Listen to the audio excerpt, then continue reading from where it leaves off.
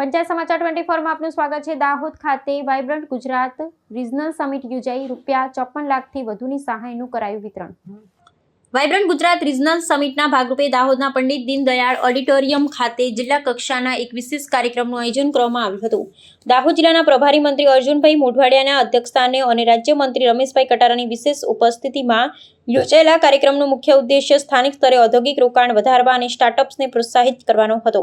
આ પ્રસંગે વાઇબ્રન્ટ ગુજરાત 2026 અંતર્ગત દાહોદ જિલ્લામાં સ્થાપિત થનાર નવા ઔદ્યોગિક એકમો સાથે રાજ્ય સરકારના મહત્વપૂર્ણ MOU પણ કરવામાં આવ્યા હતા। કાર્યક્રમમાં સંબોધતા પ્રભારી મંત્રી અર્જુનભાઈ મોઢવાડિયાએ ભારપૂર્વક જણાવ્યું હતું કે ડબલ એન્જિન સરકારની પારદર્શક ઉદ્યોગ નીતિઓ અને અદ્યતન ઇન્ફ્રાસ્ટ્રક્ચરના પરિણામે ગુજરાત આજે વિશ્વ માટે વૈશ્વિક રોકાણનું ડેસ્ટિનેશન સેન્ટર બન્યું છે। તેમણે વિકસિત દાહોદના નિર્માણ માટે દરેક નાગરિક, પરિવાર અને ખેડૂતના સર્વાંગી વિકાસને અનિવાર્ય ગણાવ્યો હતો।